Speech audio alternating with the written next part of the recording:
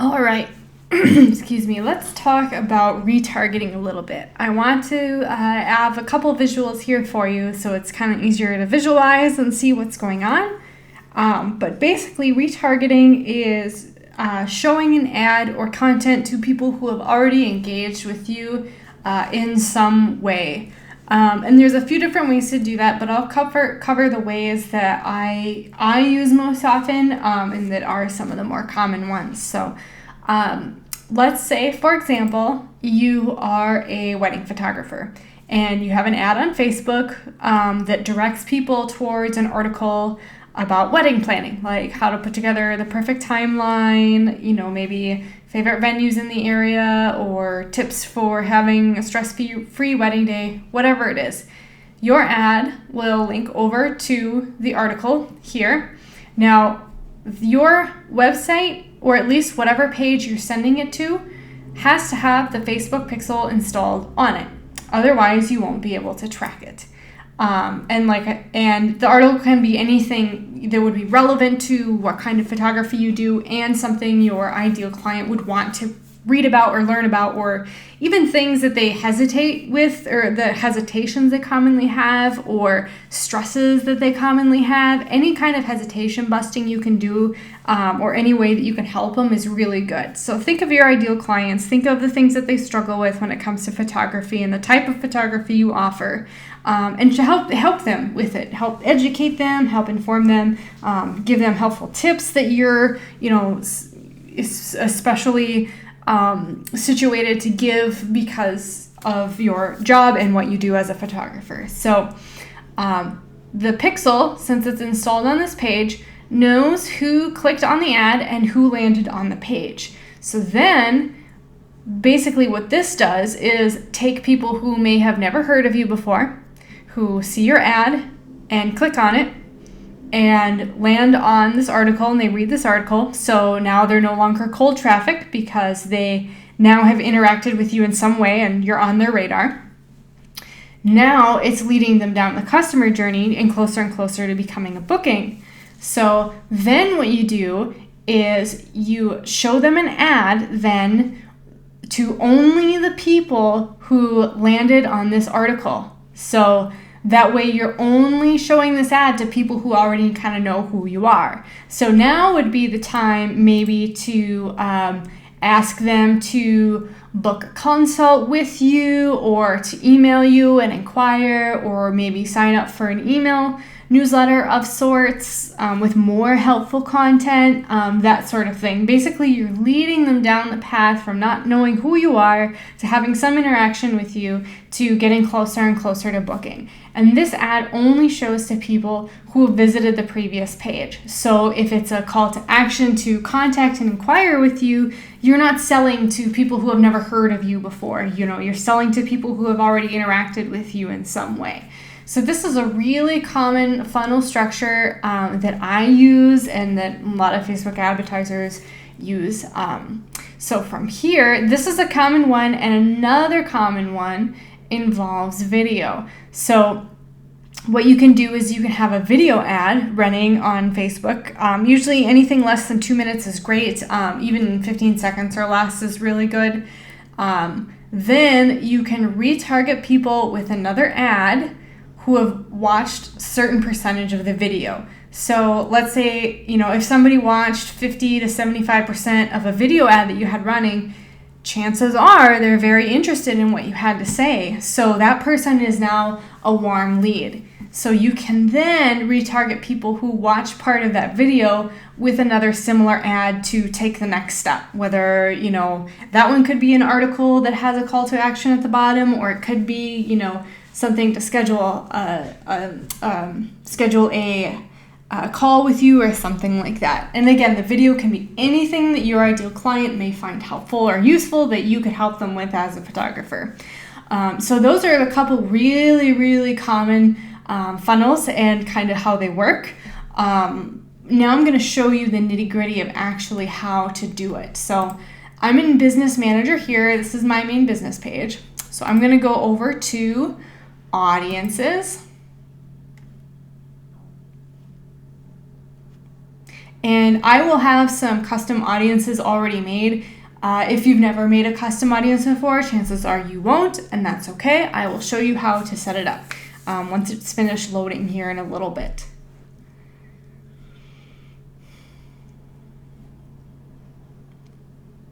Okay, now that we're coming in here and loading, I'm going to show you how to retarget some people from a particular page first.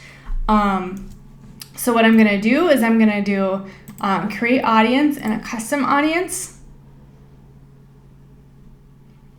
And I'm going to target website traffic, because I'm going to retarget people who visited a certain blog post. So this is my pixel right here. I want to target people who, if I'm running an ad to a particular article, I kind of want to target people who, visited that article. So people who visited a specific page. I always do 180 days because a lot of the funnels that I put together are meant to have a little bit longer of a life. And then from there, let's say I want to retarget people who have been to this blog post on my website, like I'm running ads to it, and then I want to retarget people who have been to this page. So what I'm going to do is copy that link and go in here and paste it. Now, notice I did not add the HTTP or HTTPS. You don't want to add that here because sometimes that can mess with things, so just www is fine. So this is basically saying I want to create an audience of people who visited this particular page in the past 180 days. Of course, you can target people who have just been to your website, anything. As you get more familiar with it, you'll get more familiar with how the targeting works and the types of things you can do. So you can do all website visitors, specific pages, visitors by time spent. So if you had a video on a page that you're sending people and the video is 20 minutes long, this is just an example, you can target people who stayed on the page for at least 10 minutes because they obviously watched at least part of the video more than likely, but that's a little bit more advanced. As far as the events, you probably won't have any, so I wouldn't worry about it. So then here what I do is I usually say visited 10K post 180 days. So I know at a glance like what the audience is for. They visited this blog post in the last 180 days. And from there I would hit create. So I'm actually going to do that. When you do that, it'll be usually the top one here. When it's ready, it'll have a little green dot by it. If it's not ready, it'll say populating. And if the audience size is too small, it'll have a red dot that says audience size too small. But as soon as it says ready, or I believe the populating dot is blue, but as soon as it says ready, you can go ahead and use that audience. So I will show you how to do that in a minute, but first I want to go and do a video one. So I want to do custom audience again, and I want to do video. So I want to target people maybe who watch 50% of, let's see, I want to go through and find mine. So there we go. And I want to do, let's see, the main video on my website. So let's say I want to choose that one, confirm, in the past 365 days. And you can toggle that. Usually I do 365 just because I want to make sure to catch as much as possible. But if you have something specific going on with a specific timeline, you might want to narrow it. So this one I say watched 50% of main video 365 days, just so I know. So from there, I want to create an audience. And, oh, there we go, done. So, it'll tell you, sometimes it will tell you the suggested or the potential audience size here. If it's less than 1,000 people, it will say below 1,000, but that doesn't mean you can't use the audience, or it'll say not available, especially during the populating phase. Now, don't necessarily expect the retargeting audiences to be very big unless you're spending a lot of money. up front to get people to engage with whatever that original ad is. It's okay if it's a smaller number. I run retargeting to audiences of less than 1,000 all the time. Especially for small businesses and stuff, that's going to be more than fine. The reason they don't tell you the exact number is for privacy reasons. They don't want anybody to possibly figure out who is visiting what website, when the ad is shown to them. So anything less than 1,000, and they generally won't tell you. The longer you have the ad running, your original ad running, and the more you're spending, the better chances you have of getting above 1,000 people. But again, not a huge deal. As long as it's ready, and since it's a retargeting ad, it can be a relatively small audience. So from here, I could click on either one of them. So I'm just going to choose this one. So now if I want to create an ad just for the people who watch 50% of that video, I can go here and then create ad.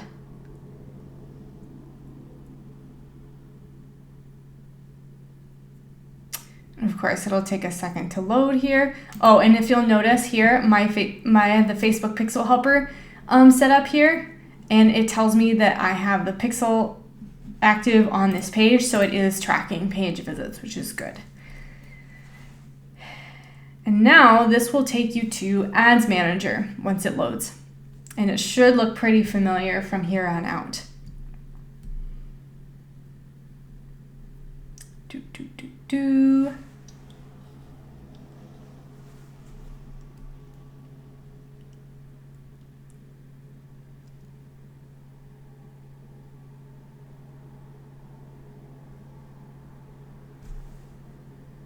And I'll kind of walk you through a couple points to be aware of when doing retargeting. So let's say I'm going to do a traffic one, and I want to retarget people to, whoops, that's not what I want, to contact me. So I'm going to hit my contact page so I can have that link ready.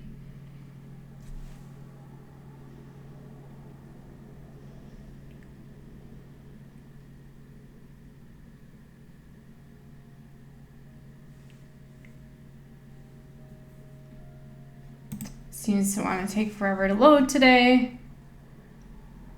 Let's see if I can help it along.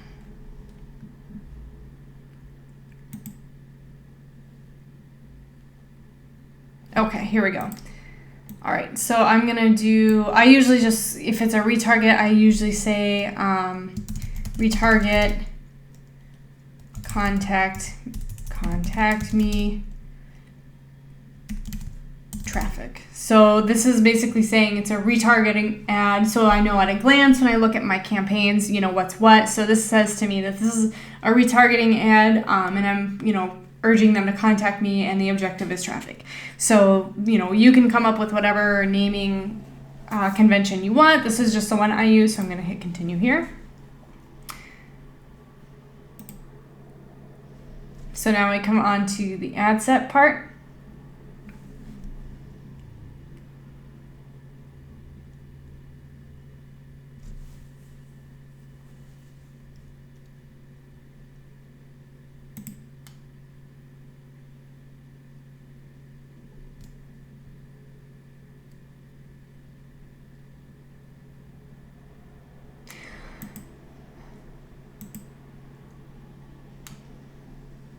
Okay, and again, I'm going to call this retarget to contact me and traffic, and I'll call it video watch, just again so I know what audience it's going from. So it already has most of the video stuff pulled in here because you've already selected at the very beginning. From here, the only thing, I wouldn't necessarily narrow it further, because as long as your targeting was good on the first round of ads, the only people that should have been getting to that page were of the demographic that you want to hit anyways. But if you're concerned, you can just set an age limit and a location limit as well, just in case, to catch any of the stray ones that may pop in there. So if you want to, you can do that. Placements, you can edit that if you want. Budget, another thing to note with retargeting ads is the budget does not have to be as big, and that's because this ad is being shown to a much smaller pool of people, so you don't need as much money to do as much work. The way the saying goes is that 80% of your sales will come from 20% of your budget, because a lot of your sales will come from retargeting to that warm audience. So let's say I want to do like $2 a day or something to start with. Sometimes right here it will tell you how many people it's reaching in a day, or potential reach in a day. This one isn't available because it may not be done populating yet. But you can kind of use that as a gauge as well, because if it said it was reaching 25 to 50 people a day at $2 a day, and you increase it to $5 a day and it's still saying 25 to 50 people, then you probably don't need to spend more. You can limit that audience down until it's gets under 25 to 50 people. Like, there's no reason to pay $7, for example, to target 25 to 50 people if you can do it with 2. So that's just one thing to watch over here. So again, the budget is small. It doesn't have to be big because it's going to be a much smaller pool of people. I'm just going to do landing page views here.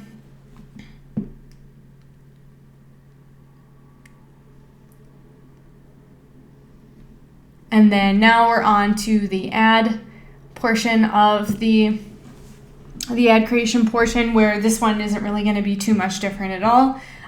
Just make sure you have the right link to whatever call to action you want them to take.